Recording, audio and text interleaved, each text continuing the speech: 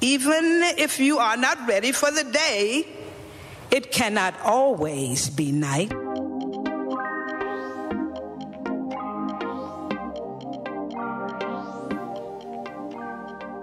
Bienvenue sur ce nouvel épisode du Lyonnaise Podcast. J'espère que vous allez bien. Alors moi, pour ma part, aujourd'hui, j'ai décidé de travailler depuis la maison.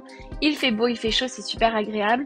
Vous risquez peut-être d'entendre les oiseaux chanter puisque je suis sur la terrasse ou éventuellement Libellule, ma petite bulldog anglaise, ronfler. Je ne sais pas, on verra bien. Vous m'en direz des nouvelles. Alors pour les habitués, merci de votre intérêt. Et puis pour celles qui ne me connaissent pas et découvrent ce podcast, je suis Joanne Caroline, ancienne maman au foyer sans diplôme, sans compétences, sans métier ni revenu qui me soit propre pendant presque 20 ans. Et aujourd'hui, je suis serial entrepreneuse, experte en closing et en web entrepreneuriat. J'ai fondé Lyonnaise Closing il y a de cela 3 ans et plusieurs sociétés internationales dont Woman Empowerment qui a pour vocation de permettre aux femmes du monde entier de reprendre leur vie en main. Et accessoirement, je suis aussi passionnée de développement personnel. Alors, le Lyonnaise Podcast, le Lyonnaise Podcast a pour vocation de vous partager mes expériences et ressentis au travers de ce cheminement que j'appelle même un chemin de croix, voire même un parcours du combattant et les outils et stratégies que j'ai mis en place pour surmonter les épreuves et faire en sorte qu'il n'y ait pas que la destination ou le résultat qui compte, mais que le voyage pour y arriver soit doux, qu'il soit agréable et que je puisse l'apprécier avec ceux que j'aime tout en profitant de la vie parce que j'ai une devise, c'est de toujours pouvoir allier l'utile à l'agréable. Alors, ce podcast, comme tout ce que je crée aujourd'hui, je l'ai fait parce que je sais que des milliers, des millions de femmes de par le monde rêvent de vivre, de vibrer, de s'épanouir et de briller. Et que si j'ai pu le faire, eh bien, vous le pouvez toutes, vous aussi. Il faut juste oser. Voilà, donc ce podcast, c'est le podcast de celles qui osent. Je vous invite donc à l'écouter, à le réécouter parfois, parce que c'est comme un bon film ou un bon livre. C'est à la deuxième lecture ou écoute ou visionnage ou troisième même qu'on perçoit, qu'on comprend, qu'on voit des choses différemment.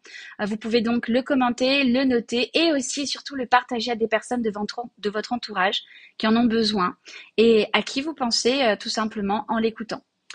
Alors, en travaillant sur moi, ce que je voudrais vous dire, c'est que j'ai changé mon monde. Puis par effet domino, j'ai changé la vie des autres. Et aujourd'hui, d'autres personnes changent la vie des autres à leur tour.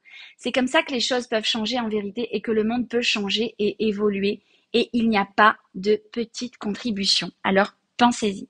Donc, c'est parti. Aujourd'hui, le sujet de ce podcast, c'est que je souhaite que nous parlions de la vie des autres. L'avis AVIS, voilà. Et que cet avis des autres, en fait, n'est que le reflet de l'avis, VIE cette fois-ci, des autres. Voilà. Alors, pourquoi est-ce que je veux vous parler de ça? Tout simplement parce que dans mes accompagnements, alors, pour celles qui me connaissent, elles le savent, mais pour celles qui me découvrent, j'accompagne des femmes du monde entier à reprendre le contrôle de leur vie au travers de compétences entrepreneuriales, voilà, qui leur permettent donc tout simplement de développer une autonomie et d'être des femmes indépendantes et par découlement naturel libres, tout simplement, voilà. Pour pouvoir y arriver, je les guide à retrouver leur estime et leur confiance en elles, en fait, à réveiller leur potentiel, tout simplement, à réveiller et révéler la lionne qui sommeille en elles. Et très souvent, lors des coachings que j'ai en individuel avec ces femmes, ou même les coachings de groupe, il y a une question qui est très récurrente, c'est comment tu as fait, Joanne, pour ne pas te laisser influencer ou ne pas te laisser arrêter, en fait, par la vie des autres, en fait, par ce que disent les autres, par les peurs des autres, par les critiques et les projections des autres. Effectivement, c'est une excellente question parce que vous allez vous en rendre compte finalement. Il n'y a pas besoin de vouloir entreprendre, devenir entrepreneuse pour être confrontée à cela. En vérité, tout ce que vous souhaitez faire dans votre vie, que ce soit vous couper les cheveux, vous acheter une nouvelle voiture, entreprendre même autre que dans l'entrepreneuriat, mais je sais pas moi, faire un régime ou vous faire aider, coacher, accompagner pour que sais-je moi, arrêter de fumer, faire un régime, retrouver votre confiance en vous, peu importe en fait, tout ce que vous souhaitez faire bien souvent, vous le ressentez en vous, vous le vibrez, vous en avez l'idée, à partir du moment où vous y avez pensé une fois, vous y pensez sans cesse, jusqu'au jour où vous décidez de passer à l'action. Mais bien souvent, avant de passer à l'action, comme l'être humain est un animal social, qu'est-ce qu'il a besoin de faire? Il a besoin d'avoir l'approbation des autres. Alors il en parle. Il ne demande pas l'autorisation en fait, mais d'une certaine manière, il a envie d'en parler pour avoir une forme de reconnaissance, pour qu'on lui dise oui, c'est bien, tu as raison, vas-y, fonce. Mais on va pas se mentir. Combien d'entre vous ont voulu ou ont essayé de faire quelque chose, quel qu'il soit? Pas forcément entreprendre, hein, je le répète. Mais combien d'entre vous ont voulu faire quelque chose pour elles parce qu'elles l'ont senti vibrer en elles, ok? Et ont eu besoin d'en parler à une tierce personne. Et combien d'entre vous ont été satisfaites de la réponse qu'elles ont reçue? Combien d'entre vous ont eu une personne... Alors, il y en a eu, sans ça, je n'en démords pas. Il y en a forcément certaines d'entre vous à qui on a dit « Oui, c'est super, vas-y, fonce, crois en toi, etc. » Mais on va pas se mentir, les filles. Combien d'entre vous ont plutôt accueilli mais t'es folle, mais enfin, mais c'est pas possible, mais tu vas pas faire ça, mais ça t'ira jamais, mais tu prends des risques, mais tu te rends pas compte, etc., etc. Combien d'entre vous ont plutôt pris ça dans la figure? Eh ben, on va pas se mentir, dans la grande majorité, si ce n'est vous dire 95% des cas, en tout cas, moi c'est ce que j'observe avec les femmes que j'accompagne, eh bien c'est ça qu'on prend. Puis il n'y a pas que les femmes, c'est pareil pour les hommes, voilà, mais c'est comme ça. Et en vérité, c'est quelque chose que j'ai vécu. Sauf que je voudrais vous dire quelque chose aujourd'hui, c'est que et vous allez le comprendre en insistant, en persistant et en allant vers la voie qui est la vôtre, c'est que le jour où vous l'avez ressenti, le jour où vous avez senti des petits papillons dans votre ventre pour quelque chose que vous avez envie de faire, ou le jour où vous, au-delà des papillons, hein, mais vous vous êtes dit c'est une nécessité, c'est fait pour moi, il faut que j'y aille, ou tout simplement c'est ça que je veux, ou je veux ressembler à ça, ou je veux avoir ce mindset, peu importe ce que vous avez ressenti, ce que vous avez voulu, ok? Pour vous dire que c'est vous êtes différentes, nous sommes différentes, chacune des unes des autres, et vous êtes différentes de vos compagnons de vie, de vos maris. Enfin, en même temps, j'ai envie de vous dire heureusement, déjà, rien que le fait d'être un homme, une femme, vous êtes différents, ok? Mais vous êtes également différents de vos parents. Bien souvent, on en parle à nos parents, ok? C'est normal, c'est nos parents, ce sont des figures d'autorité, ce sont des modèles pour nous. Même quand on est adulte, ça reste des figures d'autorité d'une certaine manière. Donc, on en parle aux parents, ok? Normal. Mais nos parents, ça a beau être nos parents, ils ont beau nous aimer, on a beau les aimer, ils sont différents de nous. Ils n'ont pas la même façon de voir les choses que nous. Ils n'ont pas la même perception des choses que nous. Ils n'ont pas les mêmes peurs. Ils n'ont pas les mêmes projections que vous et moi. C'est juste impossible. Les frères et sœurs, je vous en parle même pas. C'est le même topo. Les amis, les amis, ah là là, les bons conseilleurs. Bon, on a tous de très bons amis, mais on a aussi dans nos amis, vous le savez aussi bien que moi, les experts, ceux qui savent tout, qui jugent tout. Puis finalement, quand vous leur demandez à eux où est-ce qu'ils sont, ben, ils sont nulle part en fait. Enfin, ils sont là où ils ont décidé d'être, mais en tout cas, ils sont pas sur votre cheminement à vous. C'est ça qu'il faut comprendre. En gros, ce que je veux vous partager aujourd'hui, c'est que je vais vous partager une anecdote. Tiens, vous savez, quand j'ai décidé de prendre ma vie en main, pendant 17 ans, à ce moment-là précisément, ça faisait 17 ans, j'étais maman au foyer, femme d'un chef d'entreprise, il gagnait très bien sa vie, il gagne toujours très bien sa vie, c'est pas le problème, mais voilà, à cette époque de ma vie, en fait, j'avais absolument pas besoin de travailler, j'avais pas besoin d'entreprendre. Je m'occupais de mes enfants, je m'occupais de mon foyer, je m'investissais dans des causes caritatives, dans des associations sportives. Enfin bref, voilà, je contribuais à ma manière, d'accord? Et voilà, j'avais tout à loisir de mon temps. Voilà, la plupart d'entre vous connaissent mon histoire. Mais le jour où j'ai senti la nécessité, et en plus cette nécessité, je l'ai ressentie le jour où bah, tout simplement j'ai été traumatisée à l'idée que ma fille parte faire ses études et que j'avais besoin de m'anesthésier le cerveau, clairement, on va pas se mentir. J'avais besoin de m'anesthésier le cerveau pour pouvoir ne plus penser à cette douleur, en fait, ne plus la ressentir. J'avais besoin de ça pour pouvoir passer à une autre étape de ma vie et accepter que mon enfant parte, ma première, et que mon second partirait et que ma vie, telle que je l'avais toujours conçue, allait changer. D'accord ? J'en ai parlé à une bonne amie. On avait déjeuné ensemble après une partie de golf. Du moins, je pensais que c'était une bonne amie. Ou après, peut-être que c'était une bonne amie, mais que voilà. En tout cas, elle m'a tellement énervée ce jour-là qu'aujourd'hui, c'est plus une bonne amie. Et en fait, je lui ai raconté ce que j'étais en train de faire. Je lui ai dit, voilà, tu sais, j'ai commencé à me former. J'ai décidé, là, les enfants vont partir pour leurs études, Cassandre en premier, puis Léo. J'ai vraiment envie de m'investir dans de nouvelles choses, de croire en moi, d'oser. Et puis, j'ai envie d'entreprendre, j'ai envie de créer une entreprise, j'ai envie d'aider des gens dans le monde, mais autour d'une entreprise, etc. J'ai envie d'avoir une plus grande vision. Donc, je suis en train de me former, je suis en train d'acquérir des compétences, etc. Et moi, quand je lui parle de mon projet, mais je suis à fond. Là, je me vends du rêve à moi-même ce jour-là parce que je vibre, j'ai des papillons dans le ventre et tout ce que vous voulez. Et elle me regarde, mais ébahie, mais avec des yeux de merle en frit. Et elle me dit, mais Jojo, mais qu'est-ce qui se passe? Ton mari te trompe? Vous avez des problèmes? Hein? Quoi? Non, je t'ai pas dit ça là. Non, mais attends, tu peux pas avoir envie de sortir de tout ça, de ce cadre, de tout ce que tu fais au quotidien pour aller bosser. Non, mais t'es sérieuse? Ben oui. Ben si. Non, je suis sûre qu'il y a quelque chose et que tu veux pas nous le dire. Mais bon, l'avenir nous le dira. Je suis sûre qu'on découvrira que vous avez des problèmes.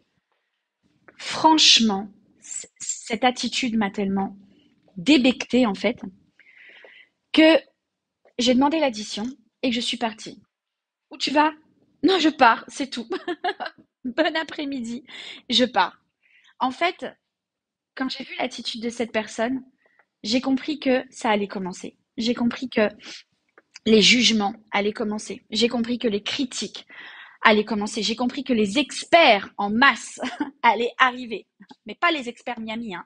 Les experts bien chiants, encore une fois, ceux qui savent tout mieux que tout le monde, qui vous donnent des grands conseils, qui ont tout fait, qui ont tout vu, qui ont tout entendu. Et pourtant, quand vous les observez dans leur vie, ils sont là. Ils n'ont pas l'air épanouis du tout. Limite, ils ont l'air hyper aigris, hyper malheureux, hyper tout ce que vous voulez, mais ils continuent de donner des conseils aux autres. J'ai appris par la suite que, en donnant des conseils aux autres, en fait, c'est une façon de ne pas s'occuper de ses propres affaires et de pas se remettre en question et de pas avancer dans la vie. Voilà. Euh, j'ai entendu un extrait de discours d'Oprah Winfrey aussi qui dit que, en fait, le jour où vous décidez quelque chose, très rarement, les gens vont vous sauter dessus, vont vous bondir dessus en vous disant waouh, bravo, je suis fière de toi, vas-y, fonce. Non. À ce moment-là, il y a deux choses. Il y a les gens qui vous aiment vraiment, d'accord? Vos maris, vos compagnons, vos parents, les gens qui s'inquiètent pour vous et qui, en fait, vont vous projeter leur propre peur. Tout simplement parce qu'ils ont peur pour vous. Ces gens tiennent à vous, d'accord? Donc, en fait, quand ils vont vous dire des choses, il faudra vous dire que c'est pas méchant. Ok? C'est pas méchant, c'est juste que ce sont leurs peurs, leurs projections par rapport à leur perception du monde, de leur vie, de ce qu'ils ont vécu, des épreuves qu'ils ont vécues, traversées et tout ça jusque-là. C'est ça qu'il faut comprendre. Donc, quand vous êtes par exemple, je sais pas moi, fonctionnaire ou que vous avez un CDI, que vous avez la sécurité de l'emploi, mettons, et que au plus profond de vous, vous vous ennuyez à mourir pour ne pas dire autre chose, que vous n'êtes pas du tout épanoui et que vous allez annoncer à vos parents que vous allez reprendre votre vie en main, que vous avez décidé de démissionner, de devenir entrepreneuse, vos parents qui, eux, se sont sacrifiés, par exemple, ont payé des études et qui soufflent aujourd'hui en disant « Ouf, mon enfant est à l'abri, il a un bon emploi, il a une bonne situation, etc. etc. » Même s'il vous voit pas forcément très épanoui, mais lui, juste, il se dit « Voilà, vous avez un bon salaire, vous êtes en mesure de payer vos factures, votre maison, voilà, d'être à l'abri et en sécurité. » Vous leur annoncez soudain que vous allez devenir entrepreneur, entrepreneuse en l'occurrence. Qu'est-ce qui se passe? Tout le monde sait que l'entrepreneuriat est une prise de risque, voilà. Mais si on fait un petit peu le comparatif avec le reste de ce qui se passe dans le monde, de ce qui se passe dans la vie de tous les jours, tout est une prise de risque finalement. Tout. Prendre la voiture est une prise de risque. Se marier est une prise de risque. Bah oui. Quand vous rencontrez le prince charmant, qui vous dit que ça va pas devenir un crapaud, un de ces quatre, on ne sait pas. Entreprendre de construire une maison est une prise de risque. Bah oui. Combien de gens ont décidé de construire leur maison et se sont retrouvés avec des entreprises qui ont mis la clé sous la porte et qui n'ont pas fini leur maison? Eh ben oui. Tout est une prise de risque dans la vie finalement. Ok? C'est comme ça. C'est la vie. Et finalement, ce sont des cadeaux mal emballés parfois. Mais les cadeaux mal emballés, c'est des beautés cachées comme on dit. Et c'est ce qui vous permet de surfer en fait sur les épreuves de la vie et puis d'avancer, de grandir et de vous relever et de vous recasser la figure et de vous relever à nouveau, etc., etc. Voilà. Sauf qu'à ce moment-là, vos parents, c'est pas ça qu'ils pensent. Ils se disent, mince, On a payé des études, on pensait souffler, on pensait qu'elle était à l'abri, qu'elle était bien, etc. Et là, voilà pas qu'elle veut entreprendre. Ils ont juste peur, en fait. Peur que vous échouiez et que vous ayez des problèmes. Et ça, en général, eh bien, ce sont les gens qui vous aiment. Ils projettent leur peur. Voilà. J'ai eu aussi des clientes qui m'ont parlé de la peur. Ça, c'est une autre peur.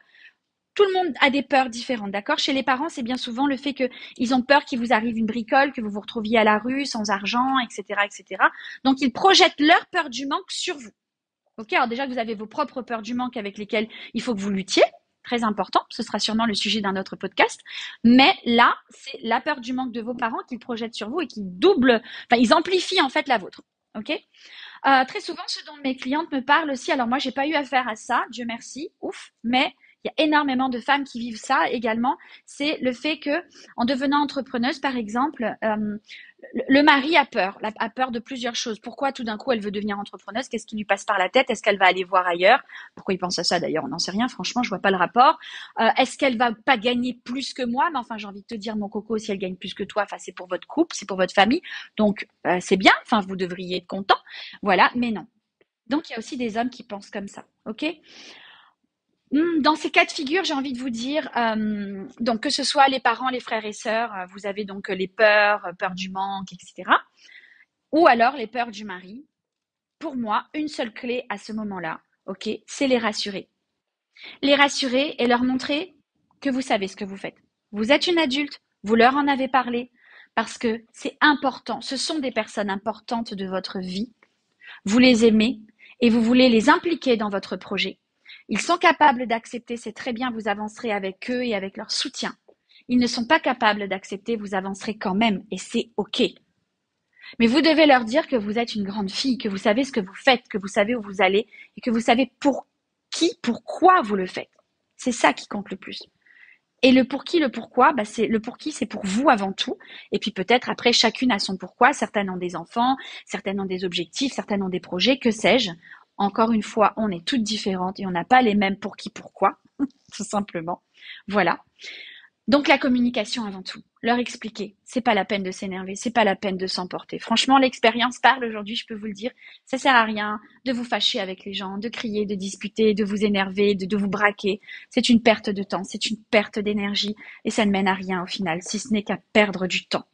Voilà, donc vous avancez, vous communiquez et si vous voyez que les sujets reviennent, vous leur dites, on en a déjà parlé, on n'est pas d'accord, j'avance, ok? Et puis un jour tu verras, et puis un jour tu seras fier de moi, j'en suis sûre. Et croyez-moi, ces gens-là, au bout d'un moment, vous diront, mais je suis déjà fière de toi. Bref, pour le mari, c'est pareil, ne vous inquiétez pas les filles. Ça sera parfois difficile, j'en ai parlé avec plus d'une d'entre vous, il faut persister. Il faut persister et suivre votre voie. C'est votre moitié, c'est votre amoureux, mais vous êtes avant tout un être humain, une personne unique, un individu unique. Vous avez des rêves différents de ceux de votre mari, en fait. Et c'est OK. Et vous avez le droit à ça. Il n'y a aucun souci avec ça. Et s'il a peur, c'est qu'il n'a pas confiance en lui, lui. Et là, c'est à lui de se remettre en question. C'est pas à vous de le faire pour lui. Vous pouvez pas. Occupez-vous de vous. C'est ce que je disais en tout début de podcast. En vous occupant de vous, en travaillant sur vous, vous changez votre vie à vous. En changeant votre vie à vous, vous éclairez le chemin, vous montrez une nouvelle voie et peut-être vous donnez envie à d'autres personnes, vous les inspirez à devenir différentes, à travailler sur elles-mêmes pour devenir elles aussi une meilleure version d'elles-mêmes. Quand vous faites ça, vous entrez dans un cercle vertueux et le monde grandit, le monde change, le monde évolue. C'est tout petit, mais si chaque personne arrivait à faire ça à son échelle, énormément de choses changeraient dans le monde. Et c'est vraiment un message que j'ai envie de faire passer parce que je suis certaine qu'en commençant par nous, on peut faire changer le monde. C'est tout à fait possible. C'est tout à fait possible. Voilà. Ça, c'est pour la partie des gens qui vous aiment. OK? Et puis, vous avez la partie des experts. Les copains, les copines. Alors, vous en avez qui vous aiment. OK? Et ben pareil, on tient le même discours.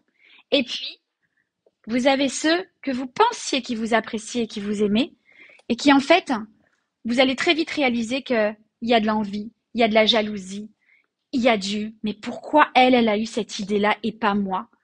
Et pourquoi elle se lancerait et pas moi? Et plutôt que de vous encourager, on va vous dire, Et c'est ce qu'Oprah Winfrey disait en fait, parce que du coup, j'ai cheminé entre-temps. Ce qu'Oprah Winfrey disait, c'est que cette personne, en fait, au lieu de vous dire bravo, vas-y, fonce, elle va vous casser en fait. Et elle va vous en mettre plein la figure en face en vous disant mais non mais c'est pas fait pour toi, t'es pas capable, non mais tu te vois là-dedans, non mais c'est n'importe quoi, etc. etc. D'accord? C'est parce qu'en fait au fond, cette personne elle vous admire. Elle admire le courage que vous avez. Elle admire votre audace, votre culot, votre envie, votre ambition. Mais elle ne l'a pas. Ou en tout cas, jusque-là, elle n'en a pas pris conscience et elle se dit mais merde, mais pourquoi elle? Elle y a pensé, pourquoi moi j'ose pas? Pourquoi je le fais pas pour moi? Et au lieu de vous dire bah tu sais quoi? C'est génial. Punaise, tu me donnes envie, je vais te suivre. Et moi aussi, je vais changer ma vie. Eh ben non, elle va vous casser. Elle va vous casser et en douce, elle va essayer de faire pareil. Ouais. Des comme ça, j'en ai connu plein. Plein, plein, plein. Et, et finalement, lors d'un séminaire de Tony Robbins, il y a quelque chose que j'ai retenu, c'est que lorsque vous allez sortir de ce séminaire, vous allez décider de faire le ménage. Vous allez décider de faire le ménage. Il avait même dit ce jour-là, je vous préviens, il y aura des divorces. Bon, il était un peu hard sur ce coup-là, mais après tout, peut-être qu'il n'a pas tort. Mais en tout cas, clairement, le jour où vous décidez de reprendre votre vie en main, le jour où vous décidez de penser à vous, ok, il va falloir faire le ménage. Il va falloir faire le ménage et dire aux gens que vous aimez, que vous acceptez leur peur, que vous les respectez, ok, que vous les acceptez chez eux, mais que vous n'en voulez pas pour vous. Que eux, c'est eux, vous, c'est vous. Et puis, les envieux, les jaloux, les aigris, les experts, eh bien, tout simplement, il va falloir vous en éloigner. Je le répète, je le dis assez souvent, mais je le répète encore une fois, l'être humain est un émetteur-récepteur. Si vous voulez recevoir du bon, il faut vous aligner sur du bon. Et ça va dans tout en fait, dans tout ce que vous vibrez dans votre vie au quotidien. Et ça passe même par les relations que vous choisirez d'avoir.